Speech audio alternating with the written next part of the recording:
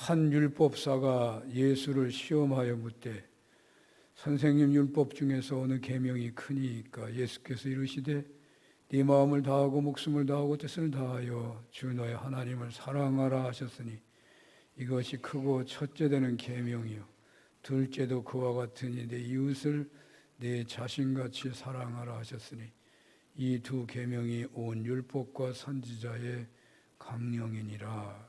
아멘. 하늘에 계신 우리의 아버지 여호와 하나님이시여, 찬양과 감사를 올려드립니다. 하나님의 이름이 영광스럽게 되고 거룩히 여김을 받는 것이 저희의 소원임을 고백하며 예배하오니 이 자리에 임재하사 저희 예배를 받아 주시옵소서. 저희들의 죄를 용서해 주시고 저희들 기도와 찬양이 한 마음으로 드려지고 말씀의 계시가 임하도록 성령님 역사하여 주시옵소서. 예배자들의 절실한 필요를 채워주시고 대한민국과 세계가 안전하도록 평화하도록 은총을 베풀어 주옵소서. 예수님 이름으로 기도합니다. 아멘.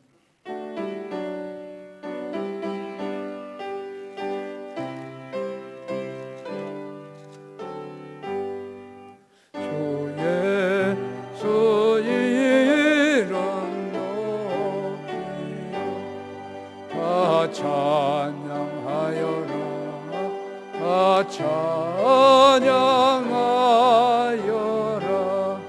그 누가는 그려서 만유의 주를 찬양하세. 찬양 만유의 주 찬양.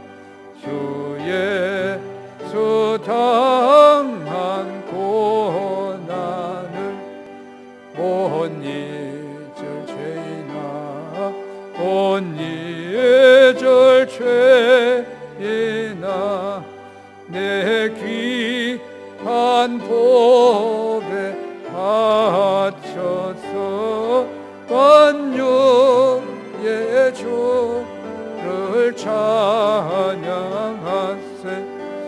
찬양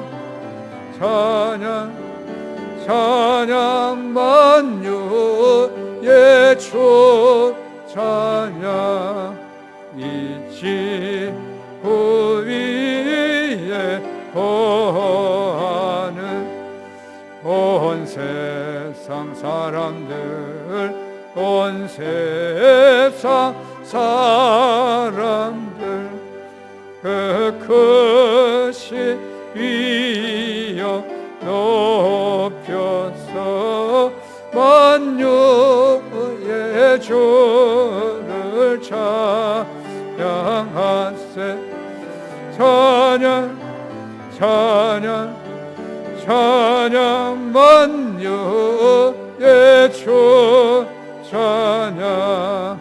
주 믿는 성도 다 함께 주 앞에 엎드려 주 앞에 엎드려 무궁한 노래 불러서 만유의 주를 찬양하세.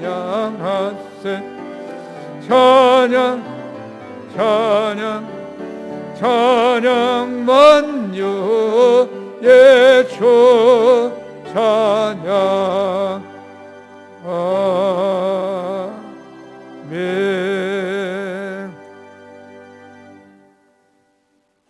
교동문 85번입니다. 사랑하는 자들아, 우리가 서로 사랑하자. 사랑은 하나님께 속한 것이니 사랑하지 아니하는 자는 하나님을 알지 못하나니. 하나님의 사랑이 우리에게 이렇게 나타난 바 되었으니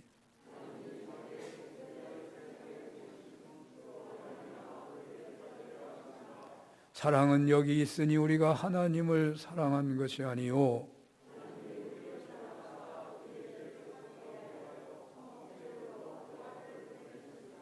사랑하는 자들아 하나님이 이같이 우리를 사랑하셨은즉 어느 때나 하나님을 본 사람이 없으되 만일 우리가 서로 사랑하면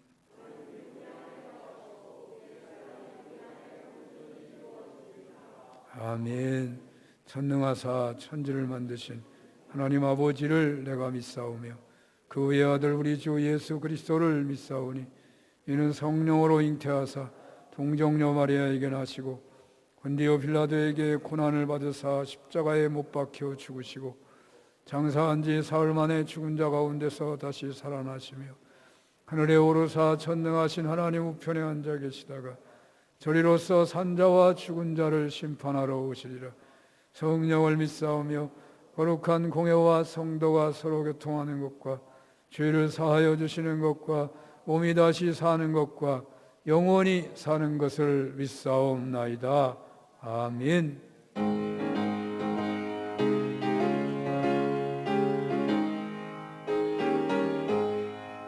강물같이 흐르는 기쁨 성령 강림함이라. 정결한 마 영원하도록 주의 거처 되겠네. 주님 주시는 참된 평화가 내 맘속에 넘치네. 주의 말씀에 거센 풍랑도 잠잠하게 되도다. 나의 생명 소생케 됨은 성령이 마심이라. 모든 의심 슬픔 사라져 주의 평강 넘치네. 주님 주시는 참된 평화가 내 맘속에 넘치네. 주의 말씀에 거센 풍랑도 잠잠하게 되도다. 하늘에서 담비 내리고 햇빛 찬란함같이 우리 마음에 성령이 많이 주님 보내심이라.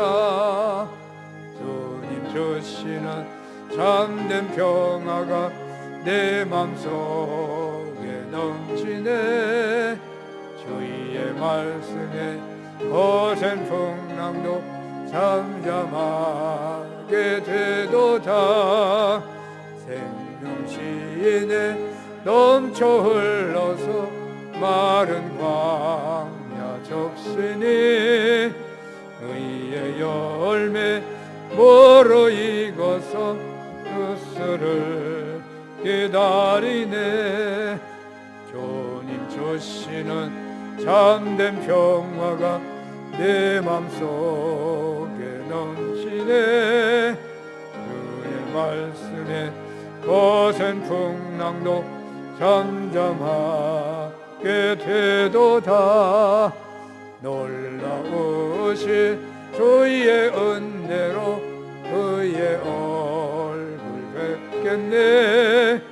평화로운 안식처에서 영원토록 쉬겠네. 주님 주시는 참된 평화가 내 맘속에 넘치네. 주의 말씀에 거센 풍랑도 잠잠하게 되도다.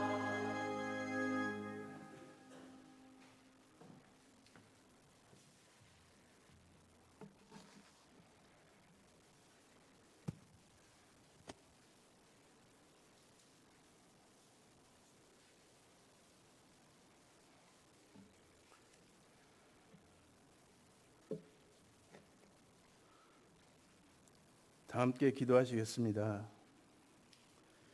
사랑과 은혜의 주님, 주님께 찬양과 기도로 예배를 드립니다. 주님 오신 날을 기억하고 섬기는 마음을 주심에 감사드립니다. 언제 어디서나 주님의 말씀을 믿음으로 삼아 삶의 중심에 두고 사는 저희들의 삶을 인도하심에 감사드립니다.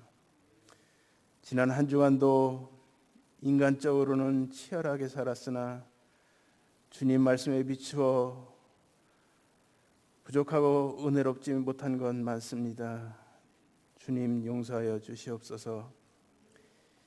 이에 얽혀 삶 속에서 상처난 것도 있으면 상대에게 용서를 구하여 회개하는 마음을 주시옵소서. 주님, 어쩌면 이미 우리들의 마음속에 평강이 사라진지도 모르겠습니다. 코로나가 창궐하여 격리를 바라는 세상에서 혼자 사는 법에 벌써 익숙해진 우리들의 삶은 더욱더 침체되고 있습니다. 이기적으로밖에 살 수 없는 단절의 삶을 주님, 우리들은 어찌하나요? 결코 평화가 올 것 같지 않은 이 세상의 모습 속에서 빈부의 격차는 더욱더 심해지고 가치관은 갈수록 양극화되어 가고 있습니다. 성경의 중심인 생명이, 그토록 소중한 생명의 가치가 경시되어 고목나무 가지 잘리듯 하루에도 수만 명씩 목숨을 잃고 있습니다. 이 고통의 현장에서 이미 우리 자신도 자유롭지 못한 삶을 살아가고 있습니다. 안타깝고 두려운 마음뿐입니다. 주님, 그러나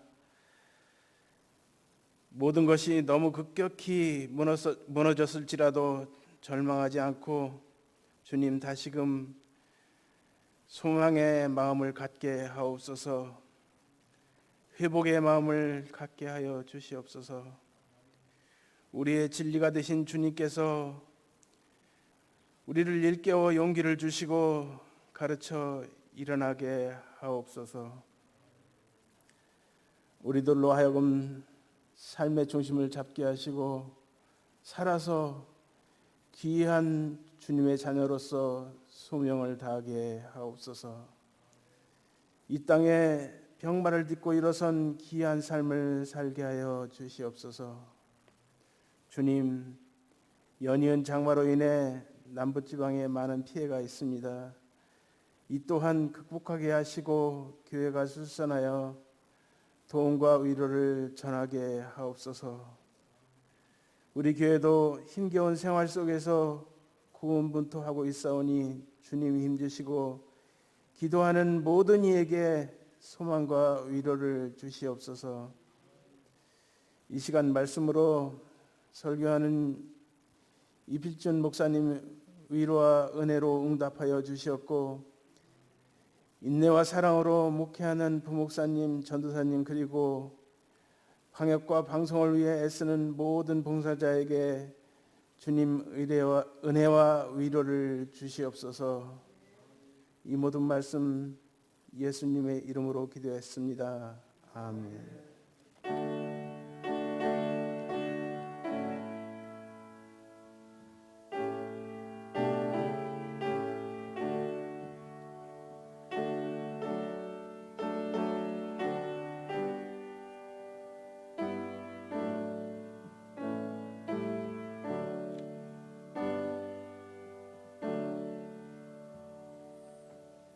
성경 말씀은 마태복음 7장입니다. 마태복음 7장 11절 12절 봉독합니다. 마태복음 7장 11절 12절 봉독합니다. 너희가 악한 자라도 좋은 것으로 자식에게 줄 줄 알거든 하물며 하늘에 계신 너희 아버지께서 구하는 자에게 좋은 것으로 주시지 않겠느냐. 그러므로 무엇이든지 남에게 대접을 받고자 하는 대로 너희도 남을 대접하라. 이것이 율법이요 선지자니라. 아멘.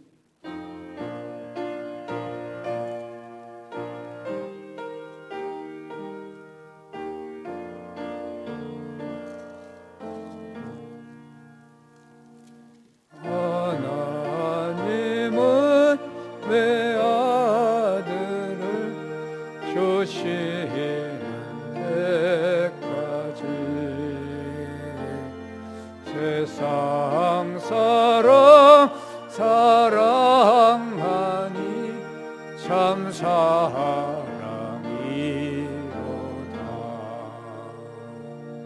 하나님은 사랑이라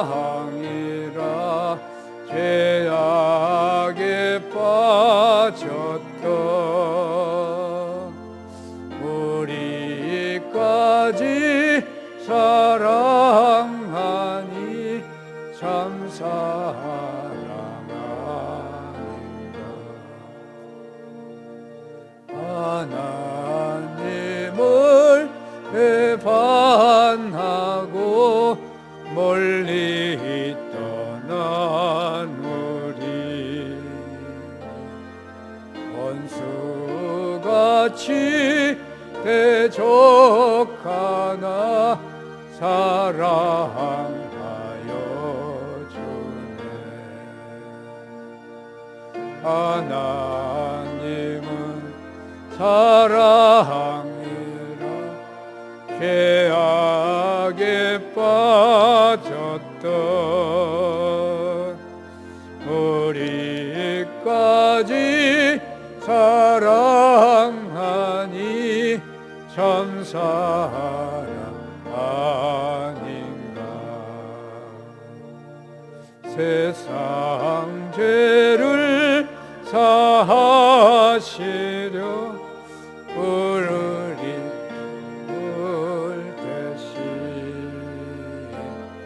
성자 예수 십자가에 고난 받으셨네. 하나님은 사랑이라 죄악에 빠졌던 우리까지 사랑하니 참 사랑하는가. 이 사랑에 감사하여 곧 주께 나오라. 고난 영혼 주께 맡겨 구원을 얻으라. 하나님은 사랑이라 죄악에 빠졌던 우리까지 사랑하니 참 사랑 아닌가.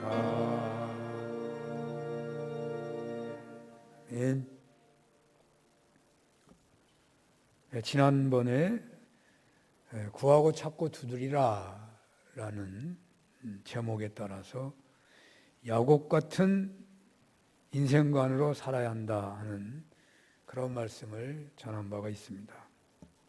하나님께서는 인자하신 아버지시지만 우리네 인생길에 암초나 가시덤불이나 걸림돌을 다 없애시고 평탄한 길만 걷도록 하시지 않으십니다. 당신의 피조물을 극진히 사랑하시되 독생자를 이 땅에 보내셔서 십자가에 죽게 하기까지 사랑하셨습니다. 그러나 그것은 우리네의 죄를 해결하셔서 구원의 길을 열어주신 것이었고, 또 하나는 하나님과 기도할 수 있는, 하나님과 교제할 수 있는 다리를 넓혀 놓은 것이지 결코 우리네 인생을 사는데 종종 넘어서야 하는 모든 문제거리를 없애신 것은 아닙니다. 그러므로 아담 하와의 타락 이후의 모든 피조물들은 땀을 흘리며 평생 수고하여야 소산을 먹고 또 자녀 출산과 양육을 위하여 진통을 겪어야 하는 인생이 되어버렸는데, 바로 그들에게 구원의 길을 열어주시고 동시에 현생의 삶 속에서도 구하고 찾고 두드림으로 하나님이 개입하시는 역사를 체험하는 중에 언제나 창조주 하나님을 기억하며 살도록 하신 것이죠. 주님은 이렇게 우리에게 구하고 찾고 두드리라고 하십니다. 야곱처럼 끈질기게 기도하면 더 좋은 것으로 응답하시겠다고 약속하십니다. 특히 산상수훈의 말씀을 기도 제목으로 해서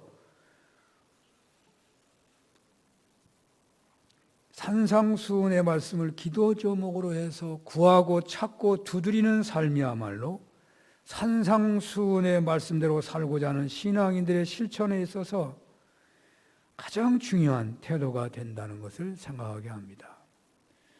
아무리 좋은 것을 알고 있다고 해도, 교육 수준이 높다고 해도 하나님의 도우심이 없이는 그 실천이라는 문제 앞에 좌절할 수밖에 없다는 것 또한 살폈었죠. 그래서 간절히 구하고 찾고 부르짖어 기도해서 주님의 은총으로 살아야 한다는 것을 얘기했었습니다. 이렇게 주님께서는 천국 시민의 규범을 제시하시고는 이제 12절에서 와서는 남에게 대접받고자 하는 대로 너희도 남을 대접하라. 기독교 윤리의 핵심이자 행동 규범이라고 할 수 있는 것을 제시하고 있어요. 이것은 모든 성도들의 대인관계에 있어서의 행동 지침이고 원리가 되기 때문에 이 구절은 전통적으로 황금률이라고 말합니다. 황금률은 글자 그대로 황금 같은 규칙이다, 함금 같은 말씀이다, 이런 뜻이에요. 그런데 보통 이 말씀은 매우 단순하고 쉽다고 느끼게 되죠. 무엇이든지 남에게 대접을 받고자 하는 대로 너희도 남을 대접하라 라는 이 황금률은 너무나도 당연한 말씀이고 초등학생도 이해가 될 만큼 쉬운 말입니다. 그러나 여기서 우리는 보통 쉬운 것은 별로 중요하지 않다는 사회 통념의 실수를 주의해야 할 것입니다. 보통 우리 사회는 쉬운 것은 별것 아니고 어려운 것은 귀한 것처럼 착각하는 경향이 있습니다. 이런 태도는 아마도 우리나라가 동양에서 소국이기 때문에 생겨난 국민성인지도 모르겠습니다. 제가 기억하기로는 세종대왕 때 한글이 만들어져서 반포되었을 때 소위 한문을 많이 하는 사람들은 매우 격렬하게 반대를 했죠. 그래서 한글은 원문이라고 했고 무슨 말을 하든지 한자를 쓰면 고급이고 한글로 하면 수준이 떨어진다는 것으로 알았습니다. 그러나 많은 경우에 쉬운 것이 좋은 것이고 중요한 것이죠. 매우 세상적으로 알려져 있는 영성이 있는 그런 훌륭한 사람들을 모셔서 인터뷰를 하게 되면 대체로 아주 평범한 이야기만을 합니다. 그러나 조금 덜 유명한 사람들은 자신들이 부족하기 때문이어서 그런지 자꾸 특별한 것을 꾸미려고 하는 경향성이 있습니다. 그렇습니다. 요란스럽고 특별한 것이 진리가 아니고 가장 평범한 것이 진리입니다. 음식도 특별한 것은 입맛을 자극하긴 하지만 한 끼 두 끼밖에 못 먹어요. 삼계탕이 아무리 좋아도 계속 못 먹어요. 텁텁해도 진한 맛이 없어도 매일 먹을 수 있는 음식이 좋은 것입니다. 언젠가 오늘날 학교 교육의 문제점과 대안을 제시한 어떤 한 학부모 얘기가 생각나는데요.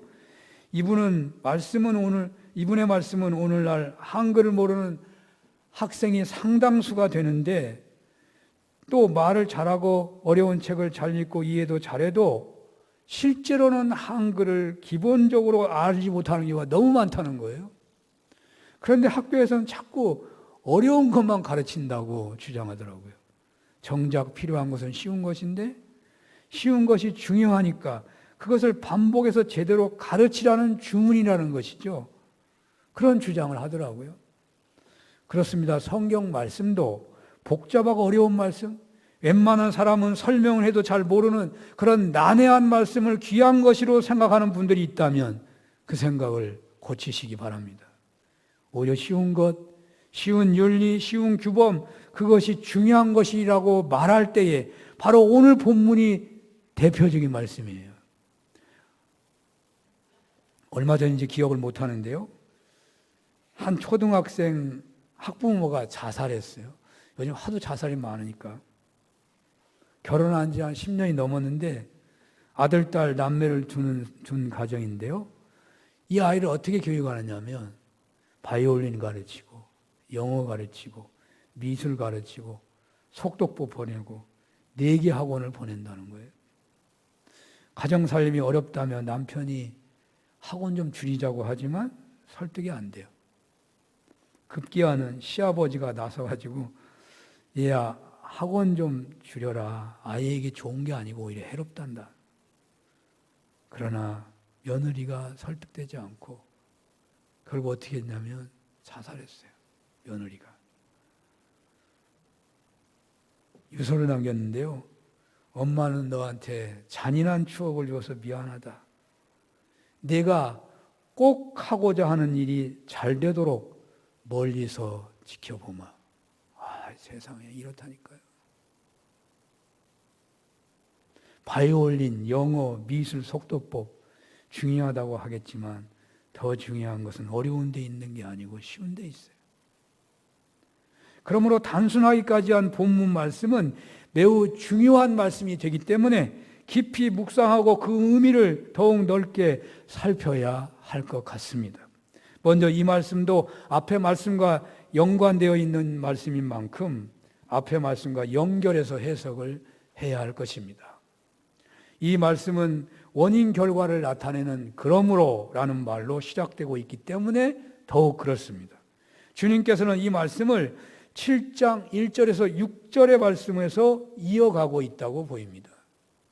그러니까 중간에 7절에서 11절이 끼어 있는 것이죠. 그래서 제가 앞에서부터 계속 같이 봉독을 했어야 되는데 또 그렇게 하면 또 너무 지루할 것 같고 과거에 읽었는데 또 읽나 해서 그냥 앞절 하나만 읽고서 그러므로 하고 본문을 읽었죠. 그러니까 7절에서 11절 본문도 1절에서 16절에 이어지고 있고 오늘 본문도 1절에서 6절에서 이어지는 그러므로라는 말이에요. 그래야지 말이 되잖아요. 그런데 기도하고 연결시켜 그러므로 하면 아무리 봐도 말이 안 되잖아요. 여러분 그런 생각 안 해봤나요? 이 본문이 왜 갑자기 이렇게 튀어나오지? 이런 생각이 들잖아요. 자, 이 7절에서 11절의 말씀도 앞에서 이어지는데 이 비판의 문제 때문에 우리에게 은혜가 절실하다는 것을 우리가 상기한 바가 있었어요. 사람들은 보통 평소 이야기 속에서 비판이나 정죄를 빼고서 말하기가 쉽지 않아요. 여러분들은 어떤지 모르겠네요. 저는 나도 모르게 말하다 보면 누가 어떻고 누구는 어때서 저런 일이 벌어졌지? 뭐 이런 얘기를 하기가 너무너무 쉽더라고요. 우리가 사랑하고 칭찬하고 격려하는 말 하기가 쉬워요? 그 말하기 어려워요. 좋은 말 하기 어려워요. 우리는 평소에 비판이나 정죄를 빼고서 말하기가 쉽지 않아요. 그런데 그 태도 자체가 바로 자신에게 들보가 있는데 그 들보를 못 보고 남의 티를 빼려고 하는 자아다라고 주님이 그 태도 자체를 가진 것을 그렇게 지적하셨잖아요. 자신의 들보를 빼내고서 남의 티를 빼야 하기에 그런 차원에서 얼마나 우리에게 은혜가 절실한 것을 깨닫게 한다는 것이었습니다. 그래서 이 은혜를 위해서 간절히 기도해야 하겠기에 구하고 찾고 두드리라는 말씀을 드린 바가 있습니다. 바로 이렇게 남의 티가 보이면 바로 자신의 들보를 보고 자신의 그 들보를 먼저 빼낸 후에 즉 주님께로부터 은혜를 덧입은 후에야 비로소 남의 눈의 티를 빼게 되는 그런 관계성의 말씀을 앞에서 한 것처럼 여기 황금률도 다른 사람들과의 관계를 어떻게 맺어야 하느냐 하는 중요한, 어떻게 맺어야 하느냐 하는 중요한 원리로서 제시되고 있다는 것입니다. 다시 말하면 우리가 다른 사람들에게 어떻게 처신해야 할지 곤란할 때 주님은 이렇게 말씀하시는 거예요. 남에게 대접을 받고자 하는 대로 남을 대접하라. 내가 남에게 어떻게 행동해야 될지 잘 몰랄 때, 곤란할 때 주님은 이렇게 말씀하신다니까요. 남에게 대접을 받고자 하는 대로 남을 대접하라. 이렇게 산상수훈을 따르는 신앙인은 자신의 눈 속에 있는 들보를 깨닫고 먼저 자신의 눈에서 들보를 빼내라는 말씀대로 모든 윤리 기준을 다른 사람에게서 시작하고 자기 자신으로부터 시작하지 말라는 거예요. 그러므로 황금률은 우리 믿는 사람들이 다른 모든 사람들과 어떻게 주고받고 살아야 하는가를 보여주는 신앙 윤리의 핵심이 된다고 하겠습니다. 이 상금률의 삶은 먼저 우리 자신을 살피라는 것입니다. 나는 어떤 사람인가? 나는 어떤 대접을 받으면 기뻐하는가? 내가 공경에 처했을 때 어떻게 해주면 위로가 되고 힘이 되는가? 무엇이 나를 살만나게 하는가? 나를 기쁘게 하는 것들은 무엇인가? 나를 도와주고 격려해 주는 것은 무엇인가? 나의 신앙을 격려해 주고 신앙생활 잘하도록 도와주는 것은 무엇인가? 이제 반대로 나는 어떤 대접을 받으면 화가 나는가? 나를 낙심하게 만들고 분노하게 만드는 것은 무엇인가? 무엇이 나를 괴롭게 하는가? 무엇이 나의 신앙생활에 피해를 주고 있는가? 황금률은 바로 이러한 생각을 먼저 하라는 것입니다. 주님을 따르는 우리들은 다른 사람들을 자기 몸처럼 대하는 것이 황금률이기 때문에 이렇게 다른 이들을 자기 몸처럼 대하기 위해서는 어떤 때에 나는 기쁘고 행복하고 힘이 나고 감사하고 반가웠고 반대로 어떤 때에 화가 나고 힘이 빠지고 낭패하게 되는가를 생각하고 살펴야 한다는 것입니다. 그리하여 다른 사람들이 자신에게 어떻게 대해주기를 바라는지를 파악해서 그렇게 하라는 거예요. 언뜻 보면 우리는 항상 이렇게 사는 것 같습니다. 실제로 우리가 건강하고 믿음이 충만할 때는, 기분이 좋을 때는 이렇게 사는 것 같아요. 그러나 실제로는 그렇지 못한 때가 많은 것 같습니다. 대체로 되는 대로, 편안한 대로 충동식으로 사는 분들이 많을지도 모르겠습니다. 아니면 자신에게 돌아올 상대방의 그 대응이 두려워서 눈치 보며 억지 춘향으로 사는 경우도 꽤나 있을 것입니다. 그러나 황금률은 나는 무엇을 바라는가? 그것 때문에 상대는 무엇을 원하는가? 이런 생각을 깊이 하고 말씀에 따라 실천할 때 황금률에 따라 살게 된다는 것입니다. 목사님, 그거 복잡해서 어떻게 하겠어요? 복잡할 뿐만 아니라 그거 되지도 않아요 라고 말하는 분이 있을지 모르겠네요. 그러나 이 하나님이 창조하신 인간의 두뇌는 컴퓨터보다 사실 훨씬 뛰어납니다. 여러분들은 사람들을 보면 아마 직관으로 그 사람을 판단할 것입니다. 그러나 그 직관은 아마도 자신의 모든 경험이 총체적으로 일시에 작동하고 있는 거예요. 순간적으로 자기 수십 년의 경험이 순간적으로 작동하고 판단하는 거예요. 사람의 두뇌는 이 점에서 대단히 우수합니다. 우수해요. 할 수 있어요. 할 수 있으니까 이 말씀을 하시지. 하나님이 나는 어떤 대접을 받기를 원하는가? 그에 따라서 남을 대접하십시오. 신앙인은 내 마음대로, 내 기분대로, 내 수단대로, 그냥 편한 대로 내 중심으로 살아가는 사람이 아닙니다. 반드시 내가 어떻게 대접받고 싶어 하는가를 생각해서 상대를 섬겨야 하는 것입니다. 두 번째로 오늘 본문에서 살피게 되는 것은 황금률에 대한 주님의 논평입니다. 주님께서는 이것을 율법이요 선지자다 라고 말씀하셨어요.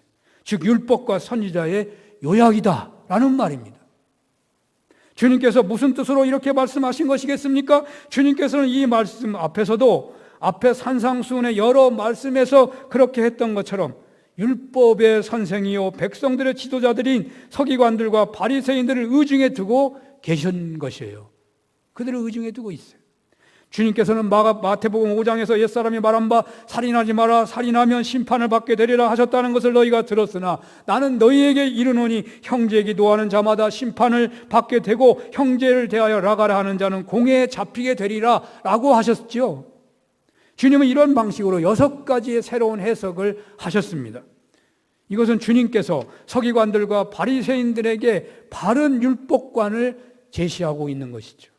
그들은 율법의 본질적인 뜻인 그 정신을 망각하는 잘못을 범하고 있는 것이었어요. 그들은 율법을 기계적으로 지키기만 하면 만사가 잘 된다고 생각하는데 바로 그 율법관이 잘못되었다는 것입니다. 가령 간음하지 말라라고 하는 말씀. 그러면 나는 남의 부인을 빼앗거나 가정을 파괴하지 않았으니까 나는 괜찮아. 나는 율법을 잘 지키고 있어. 그런 율법관을 가지고 있는데 그러나 주님은 음욕을 품어도 간음이라고 말하고 있습니다. 율법은 세상 법률 조항이 아닙니다. 율법은 세상의 규약이 아닙니다. 율법은 영적인 것입니다. 율법은 하나님의 말씀입니다. 그런데 바리새인과 서기관들은 율법을 기계적으로 해석하는 것입니다. 이런 맥락에서 주님께서는 오늘 본문에서 황금률이야말로 율법의 정신이다라고 말씀하시는 것입니다.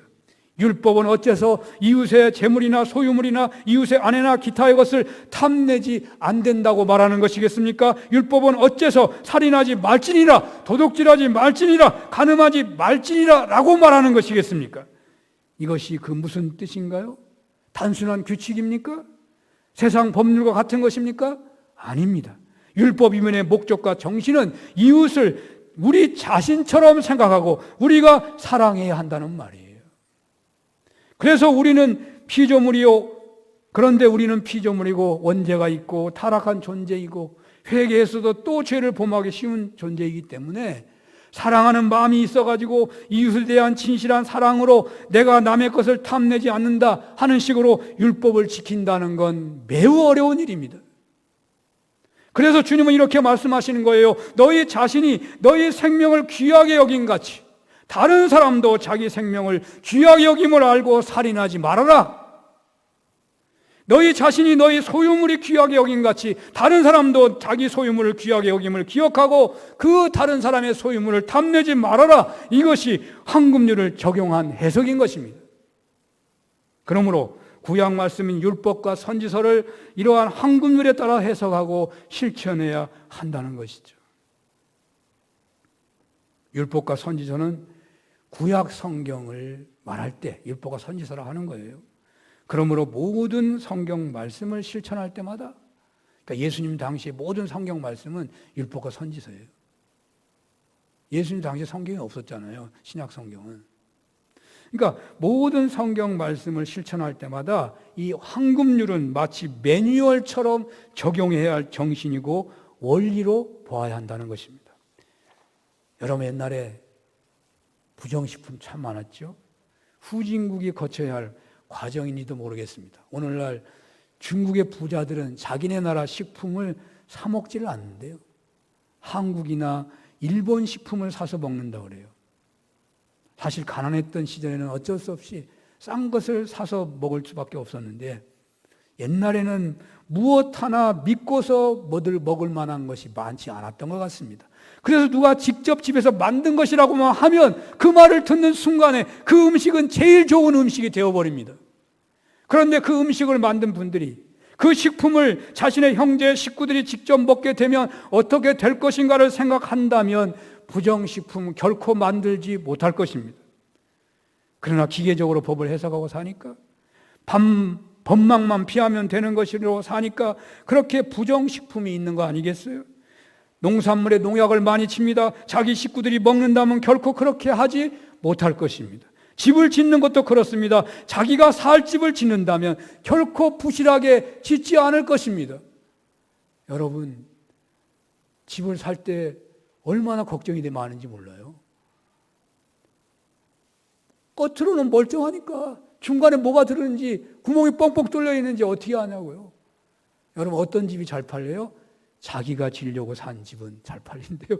자기가 지려고 진 집은요 무조건 잘 팔려. 자기가 지려고 지었으니까.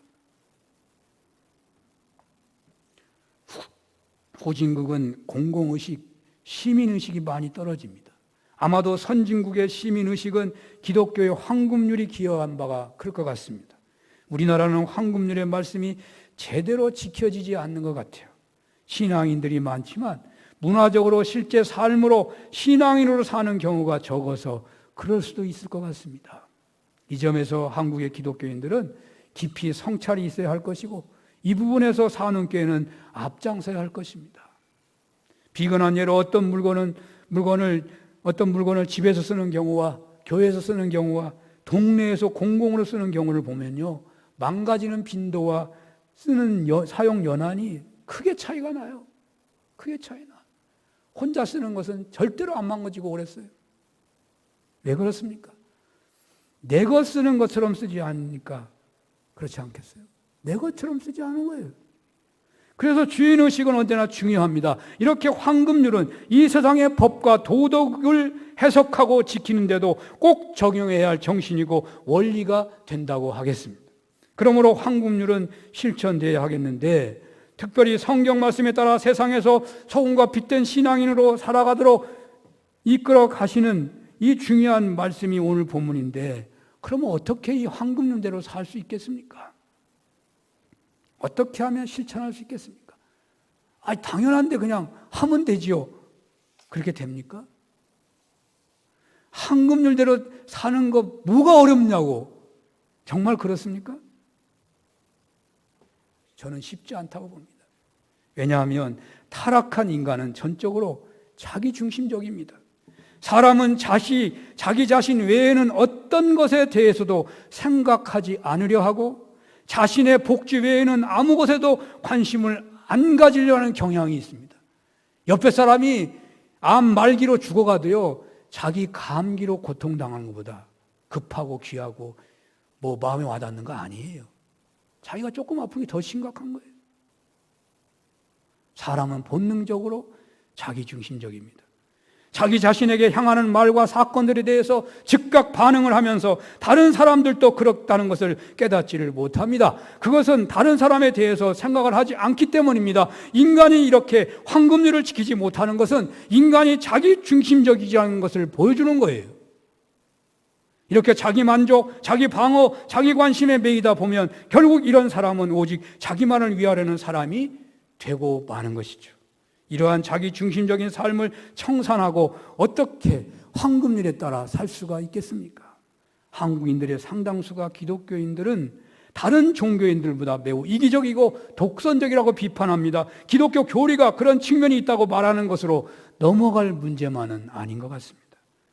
언젠가도 말했습니다만 안병무는 진실 때문에 라는 책에서 왜 기독교인들이 이기적이 되었냐? 새벽 기도를 많이 하는데 한국의 신앙인들은 자기만을 생각하며 기도하다가, 그러니까 그 기도를 말씀에 따라 황금률에 따라 기도하기보다는 자기 본성에 따라서만 기도하다가 그렇게 되지 않았냐, 그런 비판을 하더라고요. 성경은 모든 행동을 하나님으로부터 시작하기를 원하십니다. 여러분, 성경의 가장 중요한 구절은 아마 마태복음 22장 37절에서 39절이라고 말할 거예요. 성경을 요약한 말이라고 볼 수 있죠. 너희는 마음을 다하고 목숨을 다하고 뜻을 다하여 주 너희 하나님을 사랑하라. 이것이 제일 되는 계명이고 둘째도 그와 같으니 내 이웃을 내 몸과 같이 사랑하라. 이 말씀을 모르는 사람이 없죠. 그런데 여기서 여러 가지 해석보다 오늘 본문과 연결할 때 가장 중요한 것은 순서입니다. 순서. 내가 이웃에서 시작하고, 그러니까 이웃을 사랑함으로 인해서 내가 이웃을 사랑하려고 하면 하나님도 사랑하게 된다, 이게 아니고 하나님으로부터, 하나님을 사랑해야 이웃을 사랑할 수 있다는 거예요. 하나님으로부터 시작해야 한다는 말이에요. 내가 어떻게 이웃을 내 몸처럼 생각하며 살 수 있을까? 이웃을 생각하고 묵상하면 되겠지가 아니고 하나님을 먼저 묵상해야 가능하다, 그 말이에요. 즉 하나님을 사랑하지 않고 진정 이웃을 사랑할 수 없습니다. 여러분들이 먼저 하나님 앞에서 자신과 이웃을 보기까지는 자신이나 이웃을 바로 보지 못할 것입니다. 우리가 하나님으로 시작해야 합니다. 우리는 하나님으로 말미암아 하나님을 위해서 지음을 받았습니다. 그러므로 신자는 하나님과 관계를 가져야만 제대로 기능할 수가 있는 것입니다. 우리는 모든 다툼과 문제에 대해서 떠나 먼저 하나님 얼굴을 바라봐야 돼요. 내가 지금 남을 내 몸처럼 하지 못하는 이 어려움 앞에서 어떻게 하면 방법을 찾아보려고 하기 전에 하나님을 바라보라는 거예요. 이러한 발상이 어려우면 이렇게 생각해 보십시오. 가정에서 형제 간에 분란이 있다면 먼저 부모님을 바라보면 될 것입니다. 나는 화합하기 어렵지만 부모님이 소원이라면 어떻게 하시겠어요? 부모님이 소원하는데 어떻게 하시겠어요? 효성이 조금이라도 있다면 부모님의 뜻을 거역하기 어려울 거예요. 어려울 거예요. 우리는 하나님의 성격과 전능하심과 그 창조적 능력을 봐야 합니다. 그 하나님 앞에 무릎을 꿇는 거예요. 하나님은 찬양받으시기에 합당하십니다. 하나님이 보시기에 이 세상의 모든 피조물은 먼지 같은 것이고 우리 인간의 모든 자랑과 영광은 아무것도 아님을 우리는 깨달아야 되는 것이죠. 그리고 여기에 더하여 우리 자신이 죄인인 것을 보게 돼요. 우리에게는 아무 권리도 없고 단지 악한 죄인인 것을 깨닫기 시작해요. 하나님 앞에 바로 직면하기만 하면 성령이 그렇게 역사하셔요. 그래서 우리가 얼마나 비참한 존재인지를 절절하게 느끼게 만들어요. 진정 나는 부정하다는 체험 없이는 하나님의 존전에 설 수 있는 사람은 없는 것이에요. 우리는 모두 부정합니다. 바로 이러한 체험, 이 고백, 이 믿음의 자세로 다른 사람을 보게 될 때 놀라웠게도 우리는 황금률에 따라 살 수가 있게 된다는 것이 노디돈스의 논리입니다. 그는 하나님 앞에서 우리는 다 같은 존재라는 것입니다. 다 하나님의 은혜를 받아야만 한다는 것입니다. 이런 차원에서 이웃을 보게 될 때 달라질 수가 있다는 것입니다. 우리가 우리의 자신을 볼 때처럼 죄와 사단의 희생물로 하나님의 진노 아래 있어서 지옥으로 향하는 동료 인간을 보게 되는 것입니다. 이렇게 그들이 우리들 자신인 양 보게 되어진다는 거예요. 그리고 우리로서는 아무것도 할 수 없고 우리 모두 함께 그리스도께 달려가서 은혜를 함께 받으며 나누어 갖고자 하는 소망이 생긴다는 거예요. 바로 이 방법만이, 이 체험만이 황금률을 지키게 하지 않겠느냐라는 것입니다. 이 방법으로 우리가 하나님의 자녀의 영광스러운 자유를 누리게 될 때 우리가 자기 중심의 속박에서 벗어나서 이웃을 내 몸처럼 사랑하게 되는 황금률이 바로 그 사람의 것이 되지 않겠습니까? 이런 은혜가 여러분들에게 있으시기를 축원합니다. 기도하겠습니다.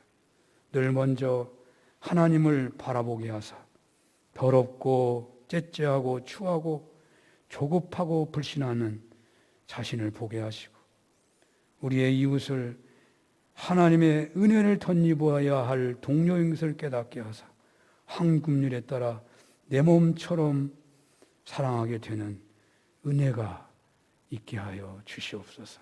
예수님 이름으로 기도합니다. 아멘.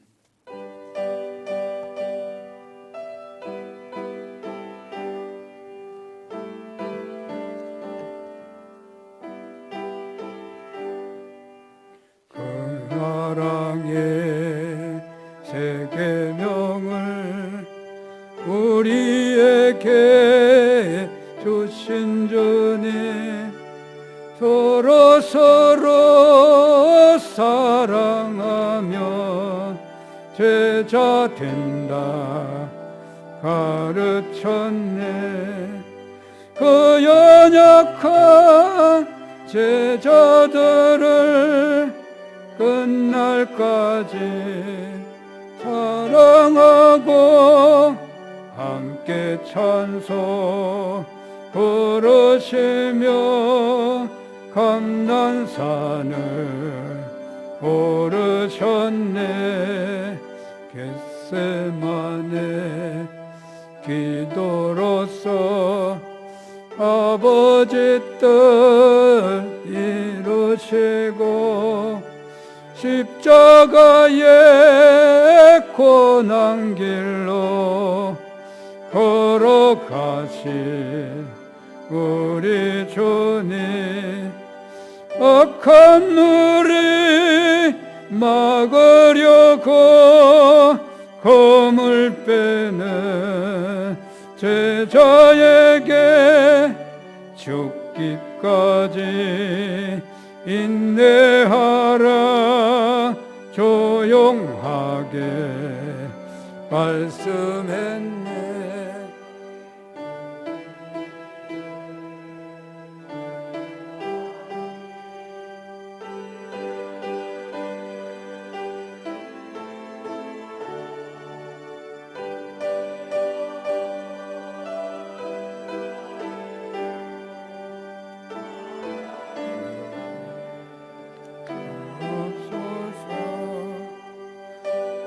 진리 말씀으로 거룩하게 하시어서 그 신사랑 실천하신 주 따르게 하옵소서. 아멘. 할렐루야. 하나님 아버지, 예배를 드리며 우리의 온 몸과 우리들의 시작과 끝 전부를 바치는 고백으로 물질을 성별합니다. 하나님 11조를 받아주시고 아버지 하나님 땀 흘려 수고하고 하나님 자신의 모든 것이 다 하나님인 것이라고 고백하는 그 믿음과 하나님 나라 운동을 위하여 쓰임받기를 원하는 그 고백에 따라 드려지는 귀한 예물을 받으사 하나님께서 축복하셔서 말씀대로 축복하셔서 앞으로도 계속 그 고백과 아버지 그 쓰임받음의 자리에 있도록 복을 주시옵소서. 감사의 정성을 받아주시고 눈물과 간구를 들어주시옵소서. 하나님 일천번제 성경원금 건축원금 모퉁이원금으로 드립니다. 특별하게 드려지는 손길, 하나님 특별한 위기 때에도 하나님 그것이 감사가 되도록 역사하여 주시옵소서. 하나님 특별한 예배로 인한 하나님 아버지 보이지 않게 수고하는 모든 분들 그 수고가 다 하나님 앞에 드려지게 하여 주옵소서. 예수님 이름으로 기도합니다. 아멘. 교회 소식입니다. 교회 소식이 별로 없고요. 오늘 방해가 있고요. 노예를 대표해서 공천위원회 가게 되는데 잘 할 수 있도록, 그러니까 공정하다.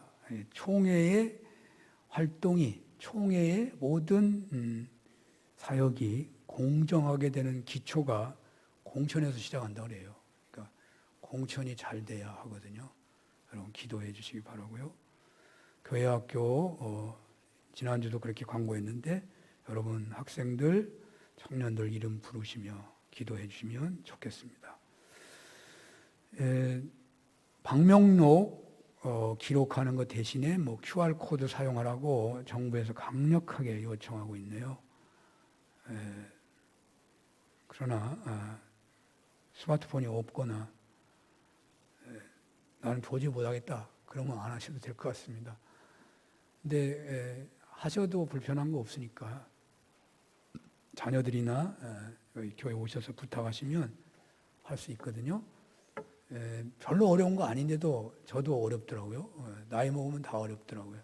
그런데 나는 그래서 못해 하지 마시고 어찌 보면 내가 시대에 좀 떨어졌구나 라고 생각해 보십시오. 이런 것을 통해서 시대를 좀 배우는 거잖아요. 좀 배우신다 생각하시면 될 것 같습니다. 그런 차원에서 QR코드 한번 만들어 보시면 좋겠습니다.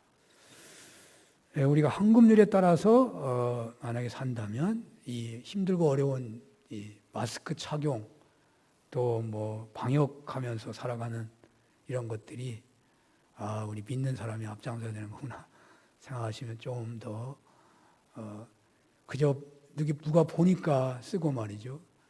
누가 나를 뭐라고 하니까 하는 게 아니라 내가 남을 사랑하기 때문에, 내가 하나님 말씀에 순종하기 때문에 그렇게 하신다면 은혜가 될 줄로 믿습니다.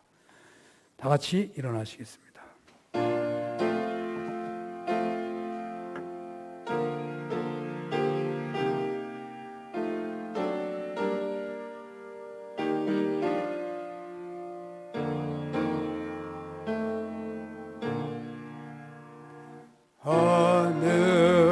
하늘에 계신 아버지 이름 거룩하사 주님 나라 임하시고 뜻이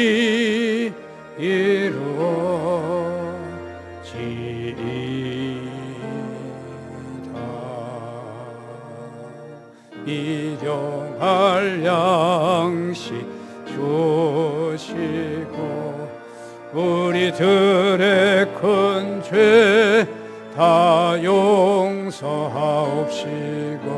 또 시험에 들게 마시고 악에서 구원하소서. 대개 주의 나라 주의 권세 주의 영광 영원히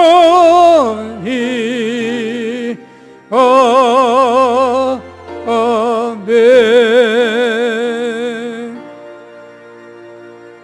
성부 성자 성령 하나님의 크신 은혜와 사랑하심과 역사하심이 산원교회로 모여서 각 처소에서 한 말씀 한 기도 한 찬양으로 몸바쳐 예배하는 모든 종들 머리 위에 우리를 너무너무 사랑하셔서 우리와 동행하시고 우리를 쓰시기를 원하셔서 황금률의 말씀을 주셨사오니 주여 예수님의 말씀을 직접 들었던 제자들의 은혜가 임하여서 하나님 그리스도의 편지로 빛과 소금으로 하나님 이 땅에서 하나님 주님과 동행하기를 원하며 돌아가는 모든 종들 머리 위에 영원히 함께 주시옵기를 축원합니다.